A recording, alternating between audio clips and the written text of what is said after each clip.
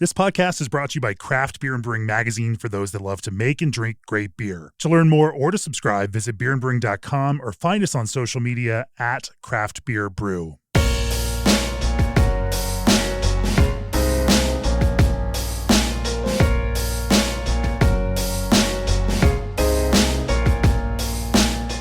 It's episode 349 of the Craft Beer and Brewing Podcast. Joining me remotely from Louisiana is Ryan Speyrer, head brewer for Parish Brewing, and also a Master Cicerone. Welcome to the podcast, Ryan.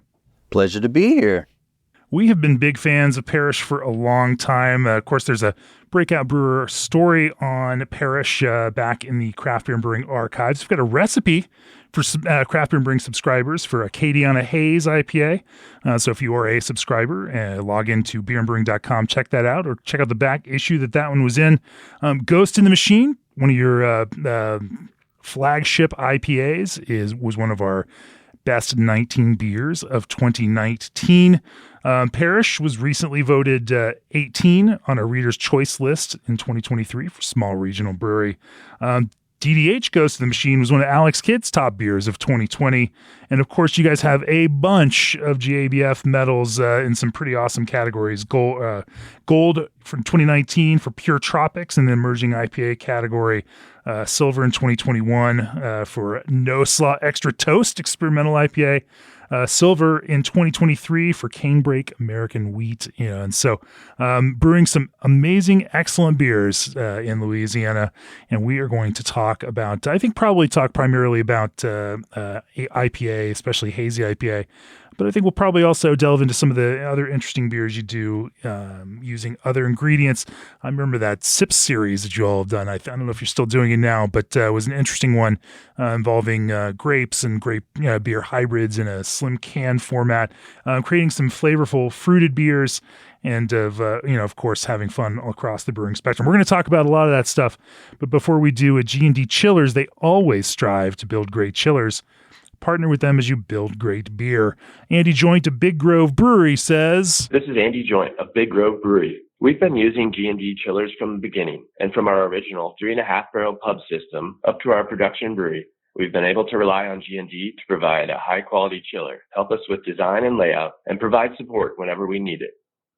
That's right. Choose G&D Chillers on your next expansion or brewery startup and receive 1 free year of remote control and monitoring on your new G&D chiller. And ProBrew is changing the game at this year's CBC in Las Vegas as part of ProMock Craft Beer Solutions. They're presenting a holistic approach to craft brewing operations. Through their display of animations, holograms, and machinery, they'll be highlighting how they can advance every aspect of your production line.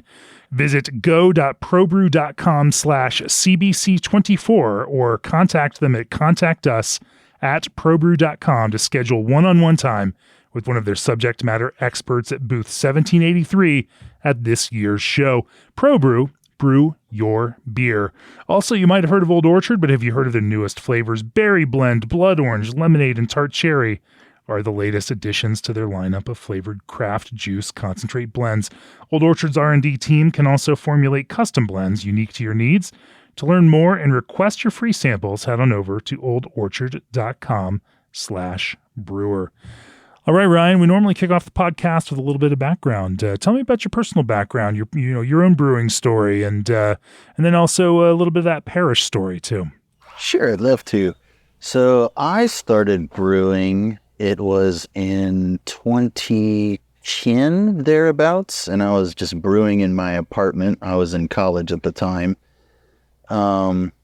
And what really got me starting to brew beer, I had been a craft beer fan for several years before then, but I was at Texas A&M in College Station, Texas, and the first brewery that I really got an interest in and started following was St. Arnold Brewery out there, and was like going to that brewery. That was the first time I went on a brewery tour, and like really got to see like a craft brewery firsthand, and it was all really cool and exciting.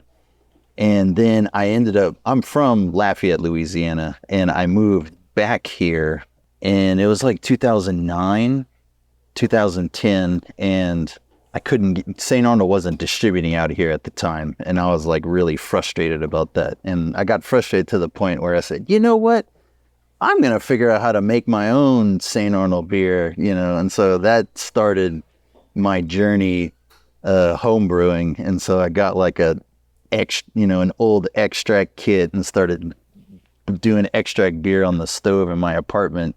And the first couple of batches were objectively not good, but I was super stoked about the fact that I had made my own beer. I remember it was an IPA, and it came out kind of more like a hoppy, strong red ale. I would say it was very oxidized and kind of papery, but I was super excited about drinking that beer. But looking back now, I was like, it was not very good. But fortunately, I improved over time and eventually went all grain. And a couple of years after that, I got a job at Parish. There were only 3 people there at the time, including the owner. And I told them I was interested in getting a job, and they hired me on whenever they needed a 4th person because they were going to start bottling beer for the first time. And they needed an extra set of hands to run the machine, if you remember those like old crazy machines. And so I spent basically the first couple of years like putting together case boxes and helping run the machine, and eventually branched out to, helping on the brew house, cleaning tanks in the cellar. And then eventually I became the head brewer after the head brewer at the time left. And I've been the head brewer ever since. So I've been working at Parish for going on 12 years now. I've been here. That's incredible. And that's the quick rundown of my foray into beer. Sure, quite a few changes for Parish over those last 12 years. Yeah, we've grown a lot. Now there's 30 of us, and I mean, we went from, I guess we were doing probably about 1,000 barrels at the time, and now we're doing 21,000 barrels. And so now your job's a little different, managing a team rather than building case packs. Yeah, managing a team, doing a lot more like contract negotiations, because like at the size we're at, like now we're negotiating, our bulk malt contracts, doing hop contract stuff, a lot more procurement, a lot less actual running of the brew house, and more, a lot of operations management type stuff. Sure. I guess I would say. So when Parish was started, and from those early days, what was the goal for the beer that Parish was going to brew, and how has, over the last 12 years, the Parish approach to what you brew and how you brew changed and evolved? In the beginning, we were just doing one beer. It's called Canebrake, the one that actually just won recently at GBF. So that was our original beer, and we label it as a Louisiana wheat ale. It's an American wheat ale. It's about 30% wheat malt, 2-row barley. It has a little touch of honey malt in it just to give it a little sweetness, but we also add Steen sugarcane syrup to it, which is a very popular local sugar product. It's used a lot down here in southern Louisiana. So we add a little bit of that to the boil, and it kind of adds like a slight touch of rummy character after it ferments out, I guess I would say. But we use a light hand in it, but it's there. It adds a little subtle note to the beer. So that's the first beer we came out with, and it was hugely popular. It was like we were like kind of really the only small craft brewery in the area at the time, and so there was we got a lot of love, and we had an advantage of just being kind of newcomers in the market, and we kind of thought, well, this is it, like you make this approachable beer that kind of bridges the gap between domestic beer and like bigger craft beers, but then nice strong local brand tie with ingredients and name and everything that makes the locals want to like it. Exactly.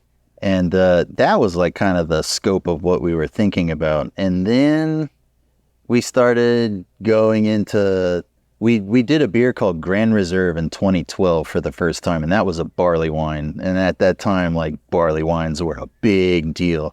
And this is back during non-barrel aged barley wine time, you know.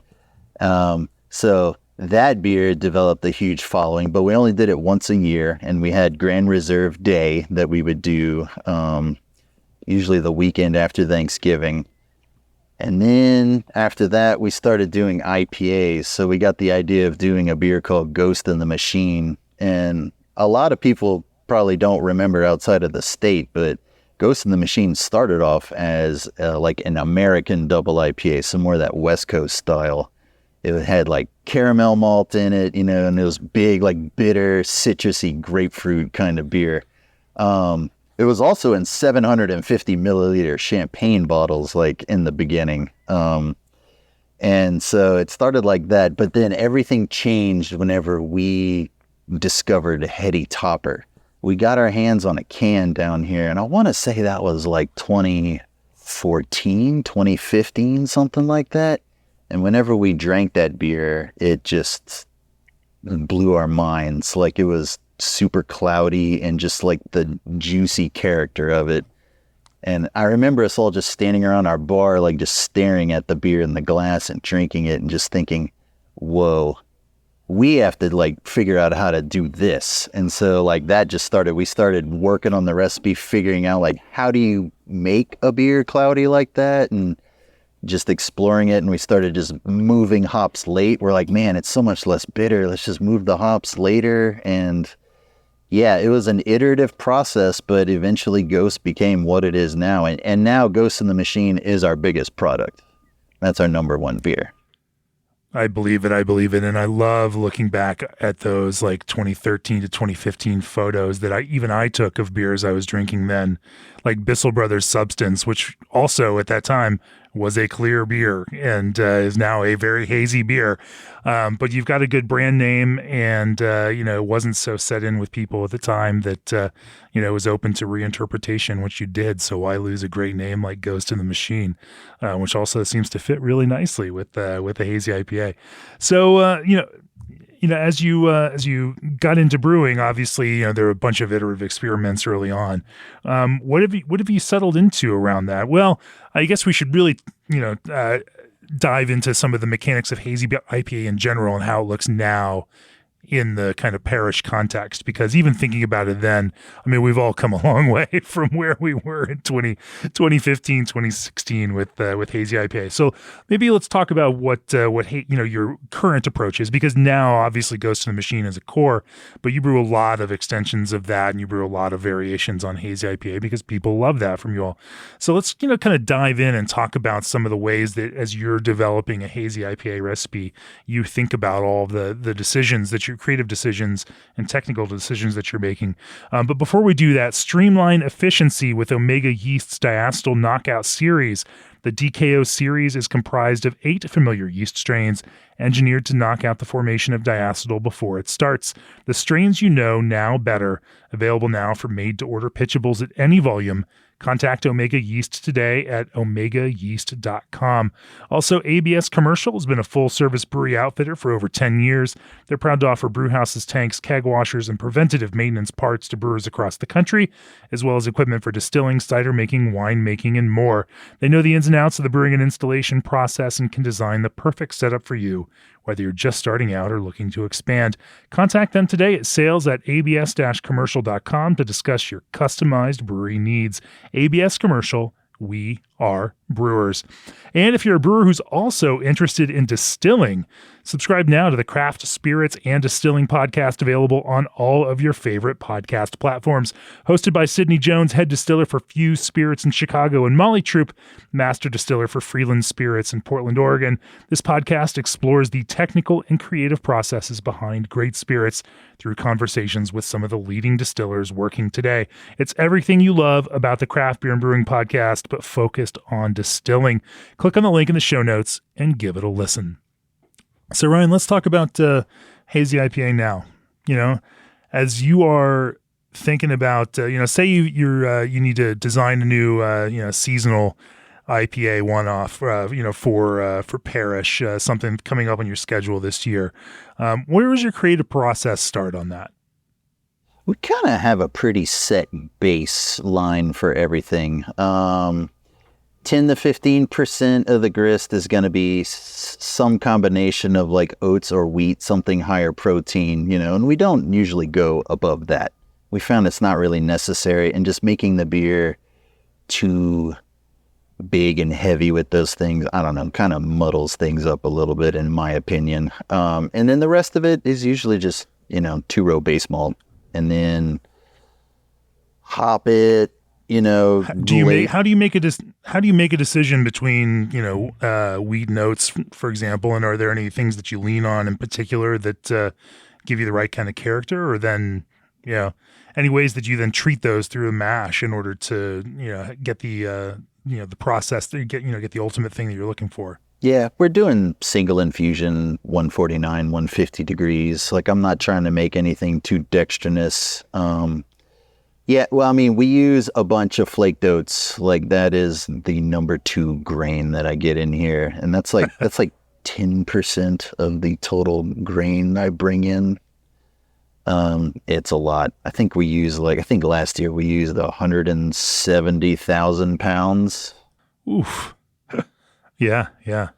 But that's like the mainstay that we stick to. And it's just a matter of preference. Like, oats are going to give you kind of that silky, earthy, grainy note. I personally prefer wheat just because it's kind of cleaner and brighter to me. And I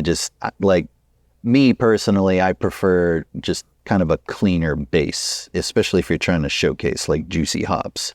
But Ghost is what it is now, so I'm not taking the oats out. That's what people like, and I don't have a problem with that. But and both have the kind of haze positive features and functions that you're looking for in terms of that long-term haze stability. Yeah.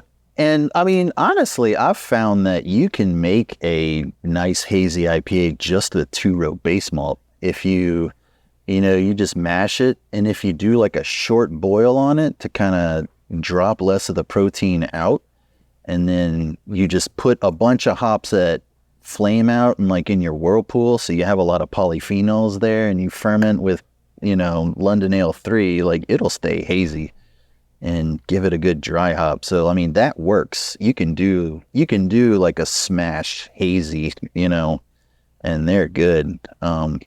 But you'll get extra cloudiness, but still, it's doable. Like, I don't think the wheat or the oats are necessary for a hazy IPA. Sure, and it just rounds out a little bit in terms of just softening the mouthfeel just a tad. Yeah, it's adding some extra, but I think there's also something to be said for making a more crushable, I guess, if that's the right word, like hazy IPA, because you'll still get that juicy character, but it kind of adds drinkability, if it's just 2-row, in my opinion, from like some test batches I've done. It's pretty good. So if no one's ever tried that, I would say give it a whirl. Is there a 2-row that you love? I mean, imagine it's got to do some duty across, everything from your wheat beer to hazy IPA. Yeah, I mean, we've been using RAR's base malt, RAR 2-row base malt for the last. Man, we've been using that since I've been here. So, 12 years, because, I didn't start here at the beginning, but that's been our base malt supplier. And it's good, solid. But I think any American base malt, they're all pretty good. Sure. So where do you go from there? You now have a decent, not too heavy on the adjuncts, kind of relatively, manageable through the mash and lauter process if it's only 10 to 15% sticky oats there. Then what does the rest of the hot side process look like? So we don't add any hops during the boil. So the first hop charge that goes in is going to be at flame out, and we're doing typically about a pound per barrel right there of whichever hop we're deciding to use. And for us, we like doing sub ISOs for all of our hoppy stuff. So we'll cool it down in the whirlpool, down below 180, and then we'll add typically 2 to 3 pounds per barrel there. So pretty heavy hop charge, and then knock it out. So there's 1 pound per barrel at flame out, and then you're dropping the temperature and putting in another 2 to 3 pounds in the whirlpool? Yep. Okay. We're doing 2 pounds per barrel, sorry, not 3. Okay. So we'll do 2 pounds per barrel there. Yeah, not quite But that's that still crazy. a lot. That's still a lot of whirlpool hops, flame out plus whirlpool hops right there, crushed into it. And, still a decent amount of time at a isomerization temperature, as you're lowering it. How long does it generally take to get down, into that 180 range? 30 minutes.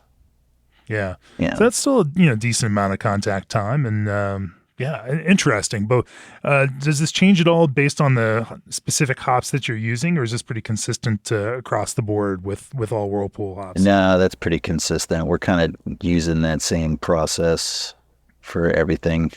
And then how long do you then spin them in the whirlpool? Really, we don't spin them very long. So what we'll do is we'll be filling the whirlpool tank, and then when it's about half full, we'll add the hop charge in as it fills up the rest of the way.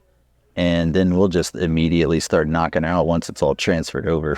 Nice that you have a separate whirlpool vessel to facilitate all of this, so that whole process. Yes. We used to do it, so we didn't always have a separate whirlpool tank. So we used to have to cycle the wort through our heat exchanger and then right back in through the tangential. So we're hooking up hoses and all these weird ways to make that happen.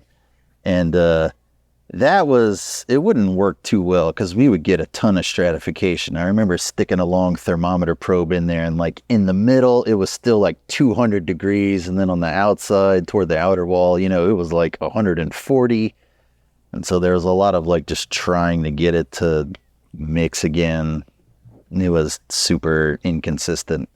But then we finally got a whirlpool tank. We ended up getting a kettle that had holes in the outside of the steam jacket, so it was gonna become scrap, but we got it for cheap, and so that's what we use. We still use that to this day. I mean, we just use hoses, brew hoses, to connect to it whenever we're using it. So that enabled us to be more consistent. Sure. No, it's a nice tool to have, especially imagine it helps maintain the larger amount of production that you're cranking through the brew house today. Definitely. So you get it down to 180, and then it's a pretty, short spin, another 15, 20 minutes, and then, and then you're knocking it out. Yep. And then knockout 68 degrees, pretty standard fermentation. Yeah. Is there something, in terms of hop format, for those, whirlpool hops? Is there, are these standard T90s, or, do you use flowables? Do you use, concentrated hop products like cryo hops? Yeah, combination of everything. So different beers use different things, but usually there's always some T90s in there, and then the flowables we'll use as well. We've also used CO2 extract. I've used the flowables, put cryo, CGX. Yeah, we've used it all. All in the whirlpool? Yep, and they all work,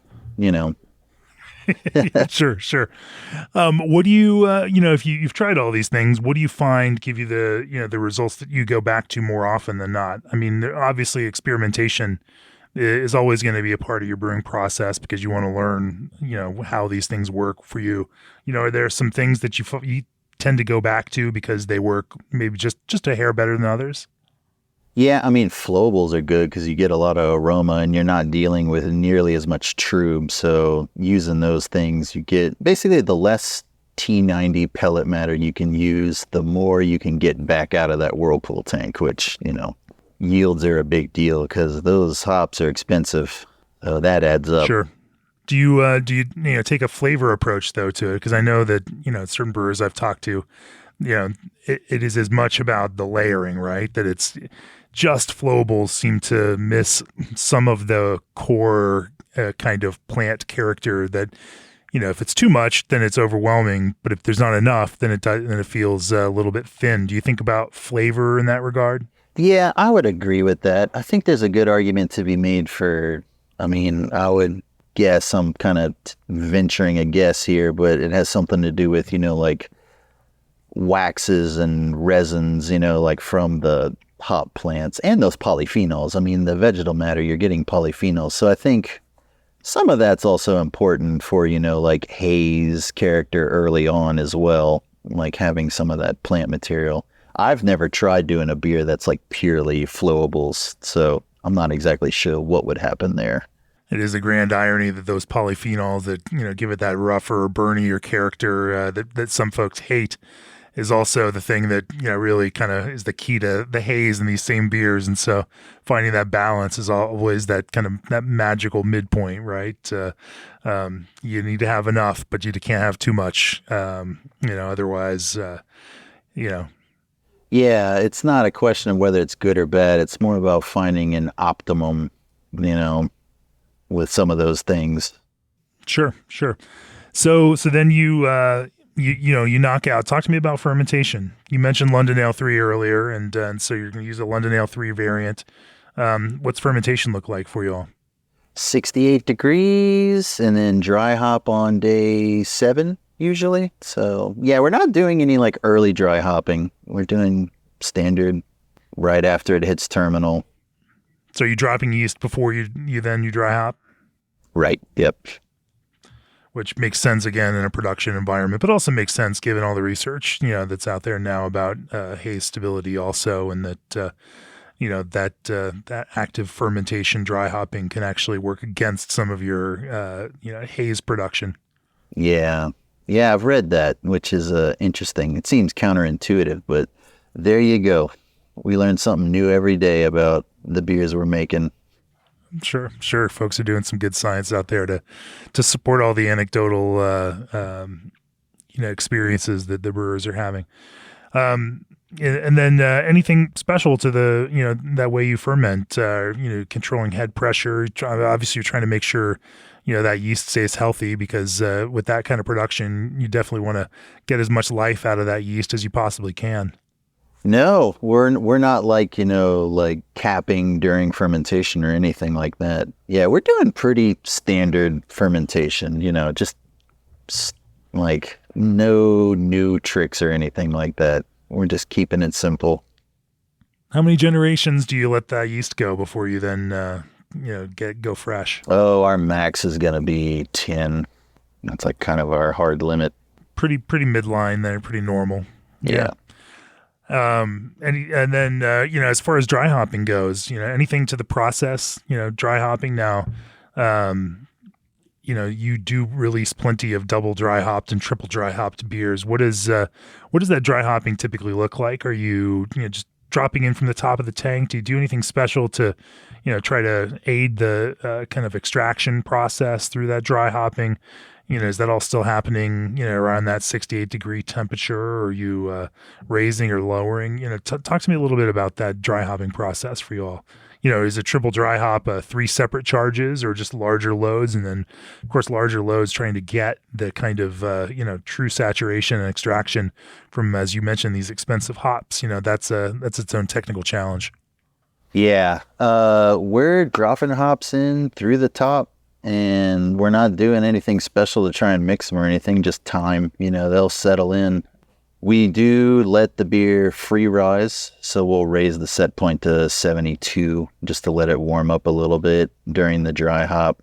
And yeah, if we're doing double or triple dry hop, ghost or whatever, we're just referring to the quantity there, so it's twice as much hops as ghost has. And we will do those as 2 separate charges just because we end up with literally like a mountain of hops in the tank that's just floating on top if we try and put it all in at once. Like it just won't fit. We have to wait the next day for it to kind of sink in and settle before adding the rest of the hops. A practical as much as a creative matter at that point. Sure. Yeah. You bubbling CO2 through the tanks to aid in mixing or anything else to try to break up that floating mat of hops on the top of your tank? The cellar team has done that occasionally, sometimes, but we don't always have to do recirculation. You're not pumping back over or anything like that either. Nope. He's letting it sit and rest.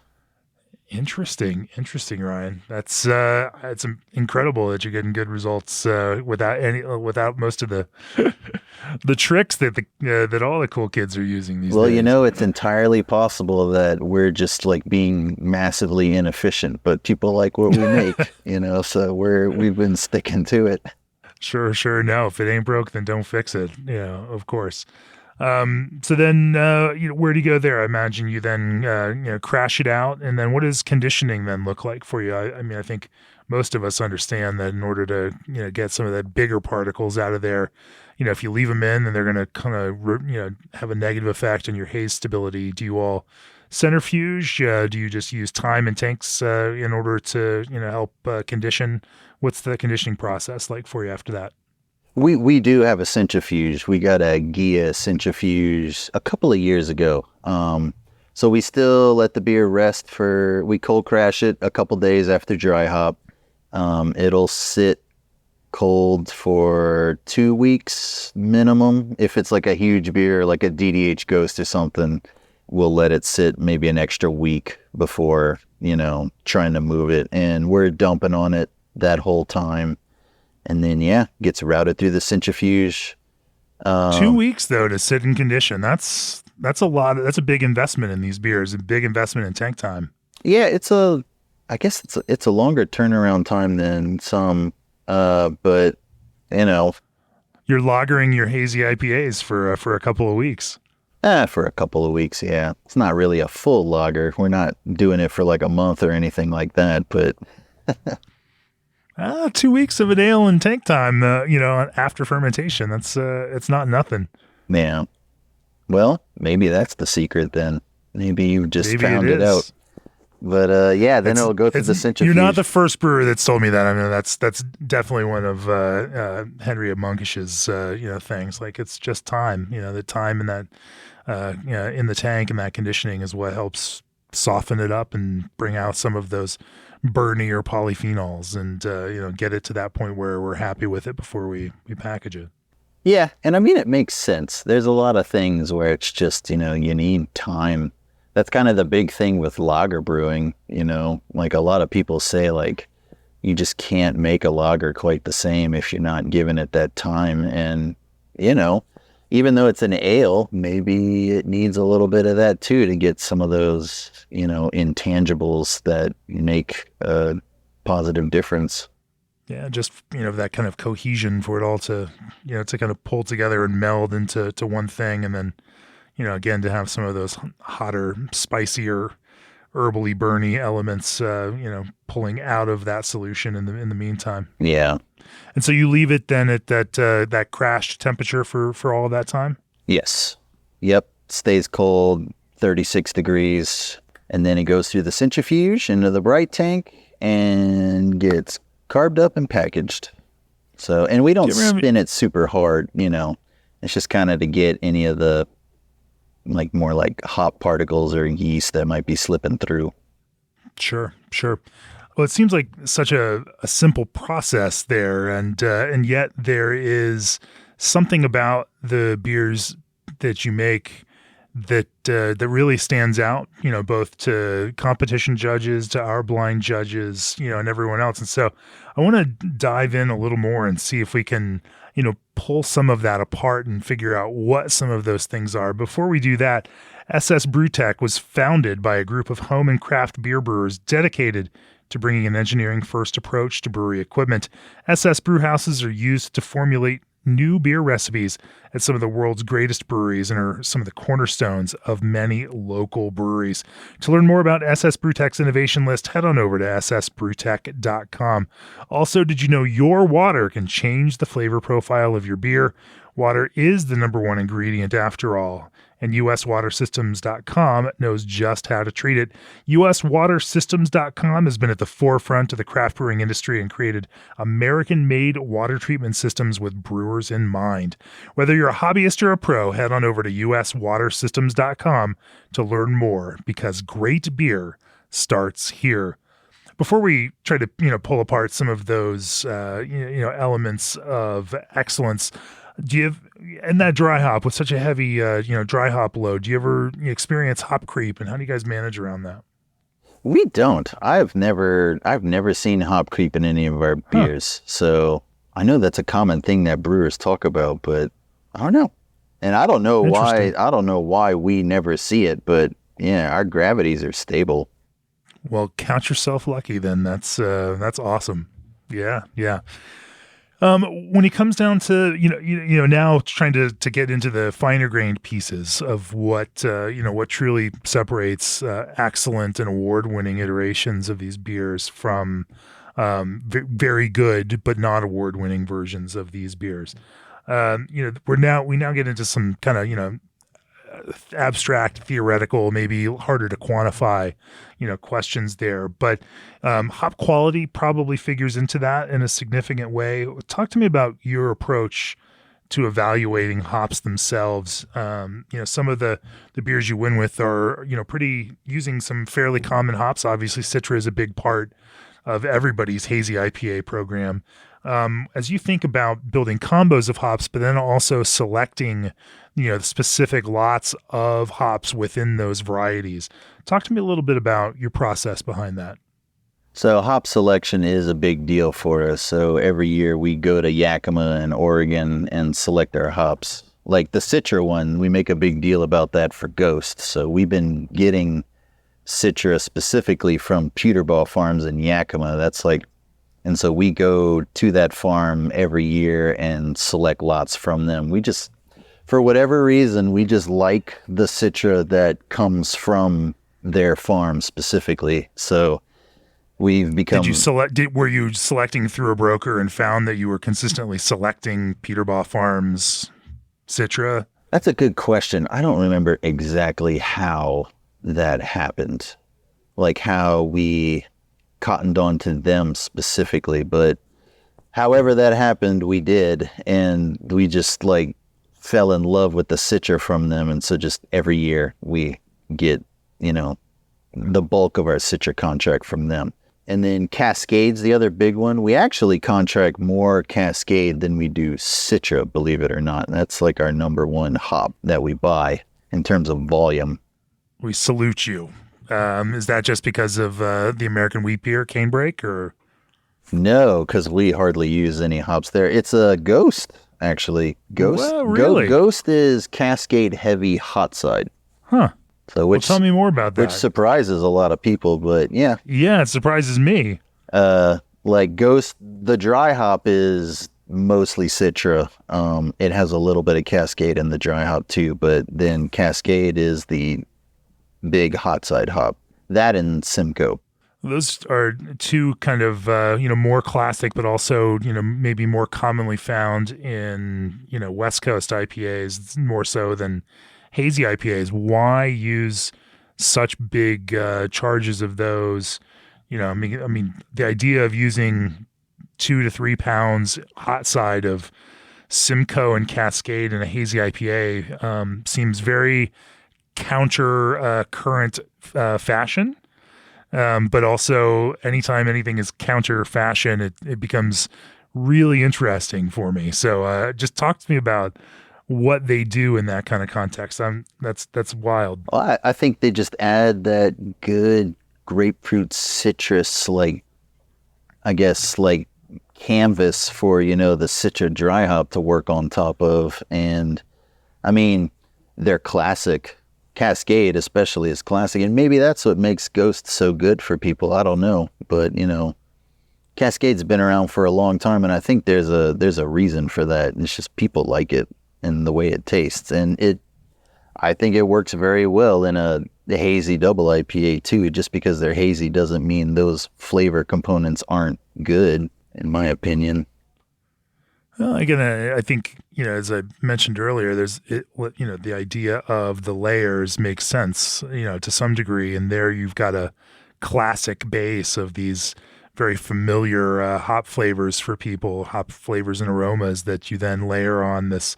I mean, I shouldn't say Citra is not, well known now. It's very well known amongst most beer drinkers, but also you're building some contrast in that. Do you think about it, in those kinds of terms? And, how do you what does the language of your hop blending, look like?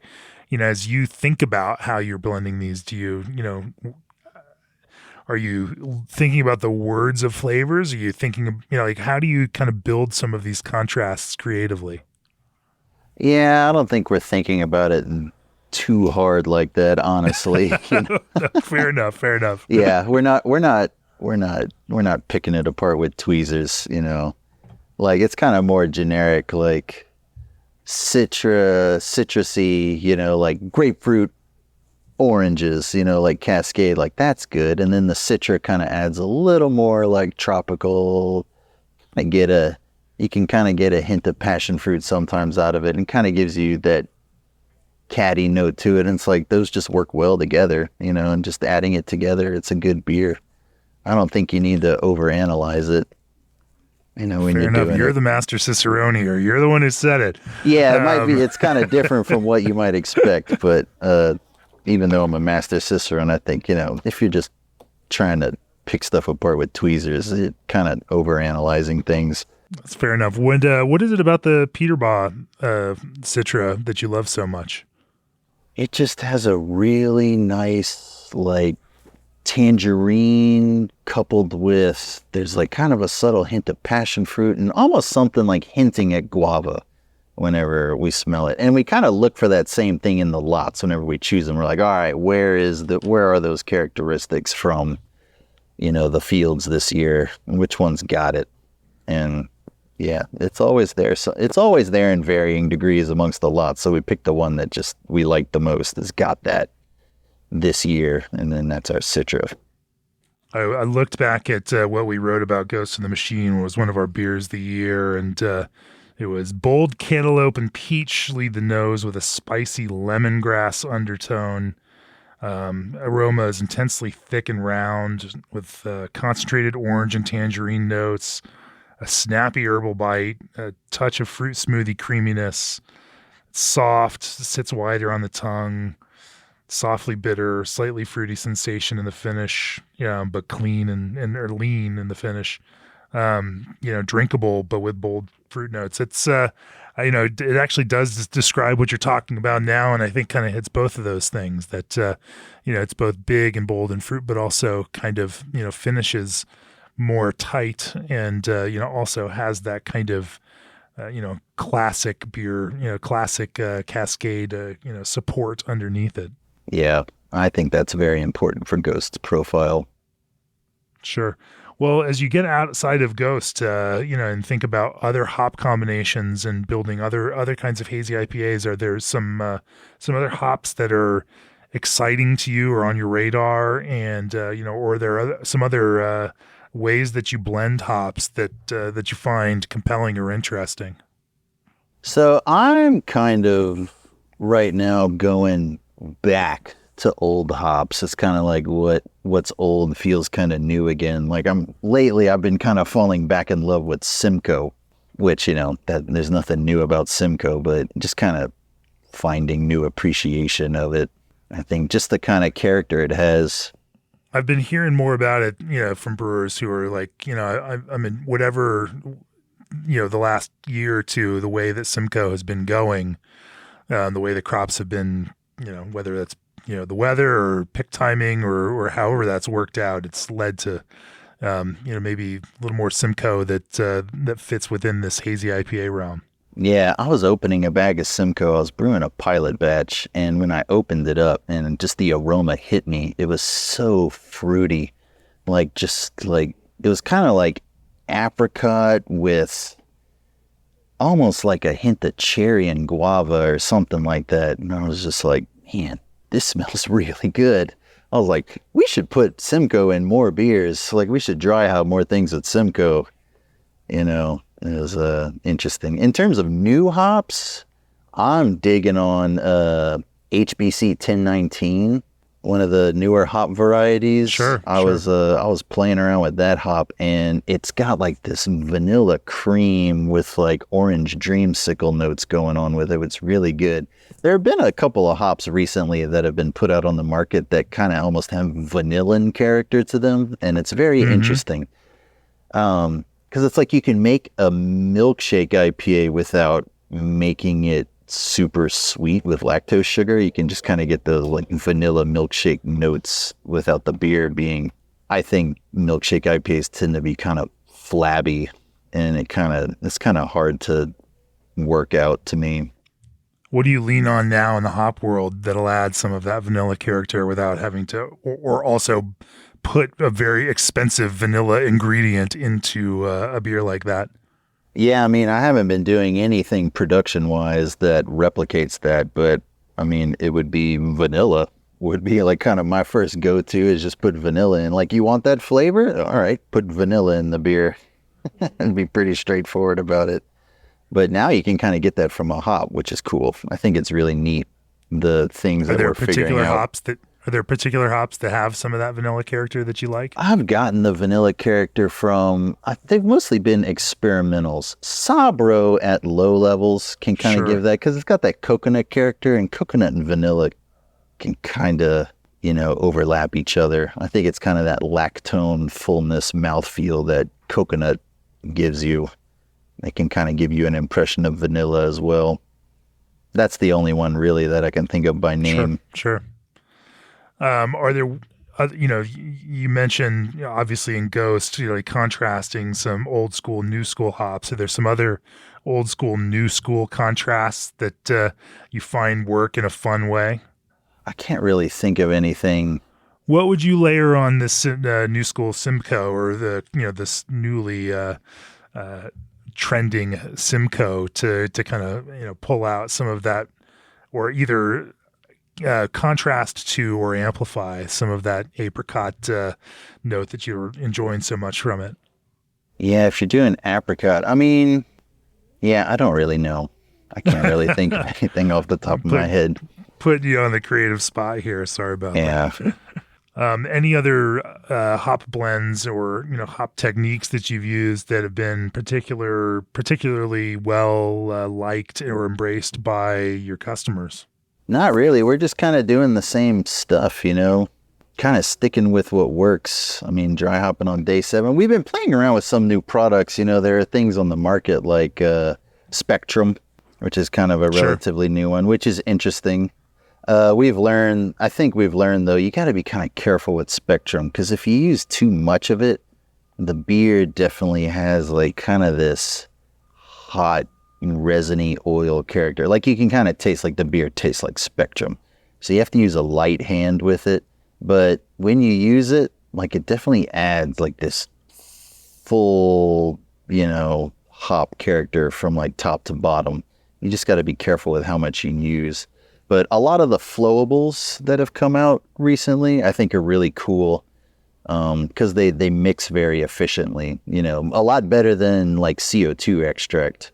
Because like early on when we were using extract, the only thing that was really available was like just the cans of CO2 extract. And we'd dump a bunch into the beer, and then you just see it like a oil layer just sitting on top. And then as the whirlpool tank's emptying, it's just all sticking to the sides of the tank. And we're sitting there scratching our heads like, I don't think very much of that got into the actual beer. Like, it's all stuck to the side of the tank right now. So that's been cool.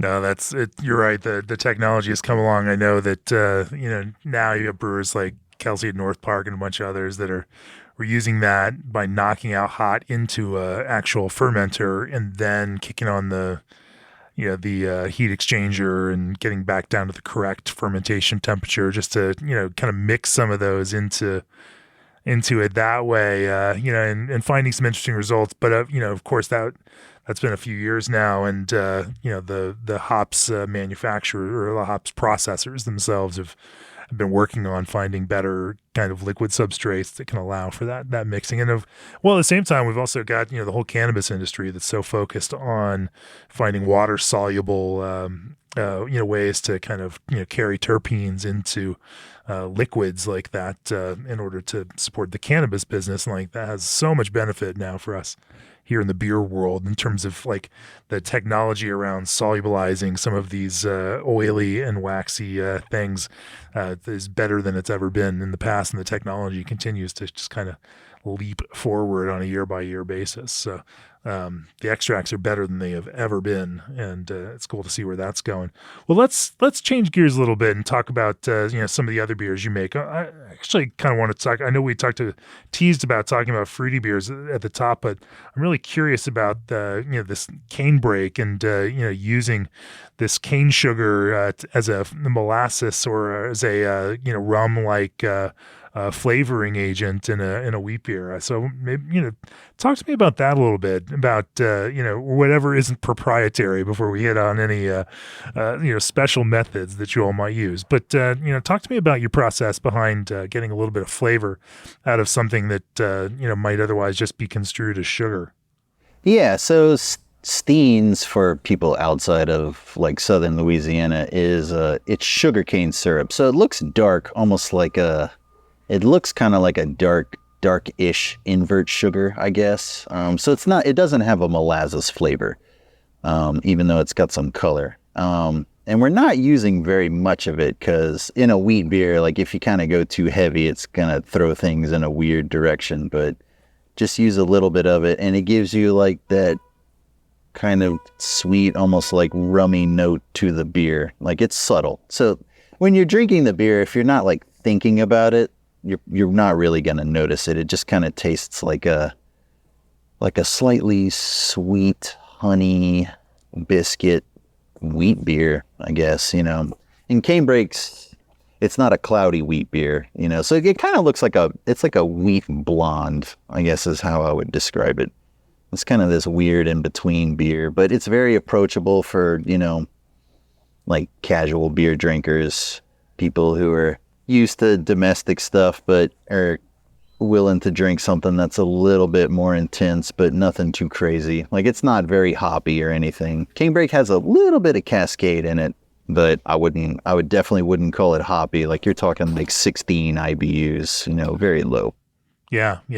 So this sugar, is also, it's fermentable in addition to being a flavor additive. Like, is there at what kind of threshold are you getting enough of a flavor, but also not just, adding a more simple sugar to your overall fermentation and, driving up ABV and all the other fun stuff? Yeah. I mean, it depends on how high you want to go. I've done beers at home where I use 33% of the fermentables with steamed sugarcane syrup, and that beer tastes like honey and rum. It was good. So like using it at that percentage, the beer wasn't like, it was still pleasant and drinkable. It was kind of veering off into some sort of hybrid, almost like a braggot or something at that point, but with sugarcane syrup instead of honey. So you can go fairly heavy with it. It's not super strong like blackstrap molasses or anything like that. And the percentage we're using in canebrake is low. Like you're talking like 3% of the fermentables in the beer. It's not very much. Super low. Low. How do they process that? I assume it's cooked and reduced in some way. Yeah, they're taking the sugarcane juice and cooking it down until it makes like a syrup. It kind of looks like, it has the color of like dark maple syrup, and it's clear. It's kind of got this like these ruby highlights to it. Interesting. Anything else to the way that you make a canebrake? Just since we're talking about it already. I mean, no, it's a pretty standard beer. British ale yeast, ferment at 68. Like a standard ale. The cane syrup goes into the kettle. It's lightly hopped. That's about it. There's nothing crazy or unique going on there. It's a pretty standard beer. Well, let me take a different creative tact. What projects are you working on now that are the most exciting for you in terms of the newest brewing problem that you're trying to tackle, or stuff that you're trying to dial in, or new beer that you're working on now that's letting you kind of flex those creative muscles? What's exciting for you right now? It's exciting for me has always been recipe development stuff. Right now we've been working on our Pilsner recipe, actually, and I've been having a lot of fun adjusting that, dialing it in. We've been doing things like experimenting with enzymes to make it a lot drier, and adjusting fermentation temperatures to try and make that fermentation cleaner. And it's like some very simple things, but that's what I get a lot of joy out of doing, and doing test batches, playing with new hops. I was playing around doing some test batches with some Michigan Chinook and Michigan Cascade, which, may not sound too exciting on its face, but it was pretty cool. The Michigan Chinook just straight up smelled like pineapple. It reminded me a lot of Idaho 7, and it's just really cool how this, old varietal that's been around for a long time, depending on where it's grown, it can just give you very different characteristics, and it's really cool to see. So, definitely been hearing brewers talk about that Michigan Chinook. It's definitely making some waves. That's awesome. Anything else that's that's on your radar that you're excited by? And yeah.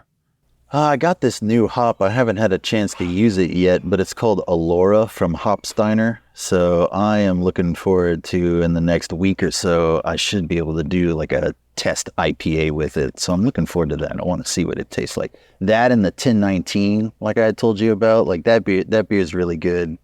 Or the beer is not good. The hop is good. I'm going to make an IPA with it here.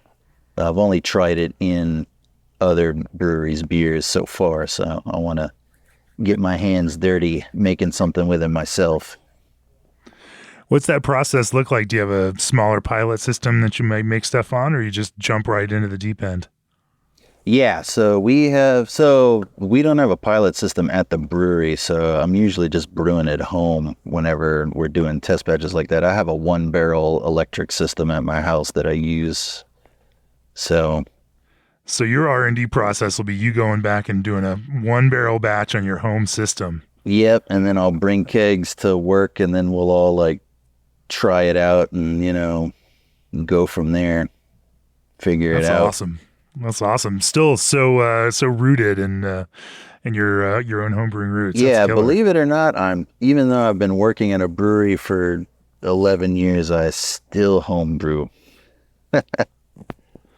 Amazing. Well, Ryan, let's zoom out and look at the big picture here. What you've been around Parish now for over a decade. You've watched it from the very earliest days up to now 21,000 barrels in a regional brewery. What do you hope to achieve next? What's next on the horizon for Parish, and where do you guys see yourselves in another 5 years? So I think solidifying Ghost and just expanding its reach is going to be the main thing. We are about to increase our production footprint. We actually bought property behind us. There was a 3-acre lot for sale that we pulled the trigger on and finally bought, and we're actually in the process of designing an expanded production facility that's going to go there. So that'll happen in the next probably 2 years would be my guesstimate for us having, a new expanded production facility, and then we can really get more Ghost out there is going to be the main thing. Well, it's nice to see that, despite some of the challenges that brewers are facing this year, that you guys are bullish on the long term and see an even bigger future for the brewery. Yeah. And like I said, the main focus, I think, is going to be Ghost. Ghost is going strong. I expect it to keep going strong. Like, the big focus is we just got to keep making it consistently in the way we've been doing it lately, and just maintaining that and just making sure quality is 100%. That's the big thing. Well, I think that is a great note to bring this to a close. Choose G&D chillers on your next expansion or brewery startup and receive 1 free year of remote control and monitoring. ProBrew's engineering team prides itself on providing true customized turnkey solutions. Old Orchard is the go-to source for fruit-forward ingredients for some of the biggest names in the craft brewing landscape. Omega Yeast's Diacetyl Knockout Series is comprised of 8 familiar yeast strains engineered to knock out the formation of diacetyl before it starts. ABS Commercial are proud to offer brewhouses, tanks, keg washers, and preventative maintenance parts to brewers across the country. If you're a distiller or curious about it, check out the Craft Spirits and Distilling podcast. SS Brewtech is dedicated to an engineering-first approach to brewery equipment, empowers R&D at some of the world's greatest breweries, and build consistency with a reverse osmosis system from uswatersystems.com. If you've enjoyed this podcast, go to beerandbrewing.com, click on that subscribe button if you haven't already. If you are a subscriber, go check out the recipe for Acadiana Haze from Parish in our Beer and Brewing, Craft Beer and Brewing archives, because it is there and you can brew your own homebrewed version, homebrew scaled version of a Parish beer, just like Ryan does at his very own home brewery when he's R&Ding new beers for Parish. Ryan, if people want to learn more about Parish, both in real life, come see you all, or get your beers somehow or another, how do they find you out there digitally and in real life? Yeah, in real life, come to our tap room out in Broussard, Louisiana, just outside of Lafayette. And you can also find beer on our website, parishbeer.com. We do ship to states where it's legal to ship beer. So I don't know if we do all of them, but I know we ship to several states. So you can get Ghost and our specialty releases that way whenever we release them. Tomorrow, actually, I don't know when this podcast is dropping, but so March 1st, we're releasing MC Ghost, which is a collaboration with Equilibrium. So that'll be dropping. And then online, you can find us on Instagram and Facebook, Parish Brewing Co. Awesome. Well, Ryan, I really appreciate you sharing your approach to designing and brewing beers with us and the broader craft beer and brewing audience. Cheers. Cheers.